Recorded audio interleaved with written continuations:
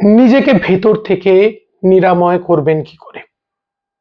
ক্ষত নিরাময়, ক্ষত নিরাময় বলতে আমাদের ভিতরে অনেক ক্ষত তৈরি হয়।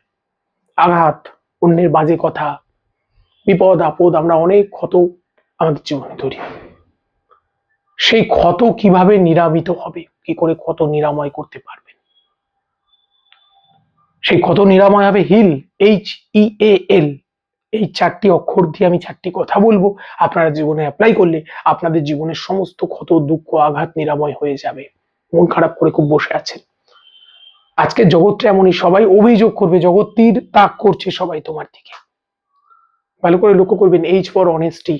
আপনি নিজে সৎ আছেন কিনা, আমি ঠিক কাজ করেছি কিনা, আমার জাস্টিফিকেশন আমিই দেব, আমার কথা আমিই বলবো, সৎ আছে কিনা, এই জায়গাটা আগে আসুন।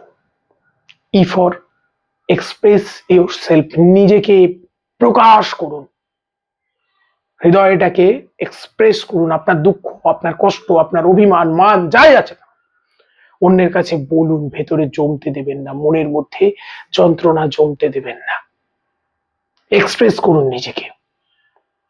E ফর অ্যাকসেপ্ট, অ্যাকসেপ্ট করুন, যা হয়েছে হয়েছে, জীবনে সব পেলে নষ্ট জীবন, জীবনে সবাই সবকিছু পায় না, আমিও কি সবকিছু পেয়েছি না পাবো? কখনো না। ঈশ্বর একদিকে দেন, একদিকে অপূর্ণ রাখেন। যার টাকা আছে তার সুখ নেই, যার সুখ আছে তার টাকা নেই, যার টাকা আছে তার মন ছোট, যার মন অনেক বড় তার টাকা নেই। এগুলো হচ্ছে ব্যাপার, ঠিক আছে? তাহলে L ফর জীবন থেমে যাওয়া নয়, লেটস গো, চলো নতুন করে আবার যাওয়া যাক। এই হিল করুন, ক্ষত নিরাময় করুন। Time is the best healer বলা হয়, আর আমি শুধু শিখিয়ে দিলাম হিল করা। হিল করে নিজেকে তৈরি করুন।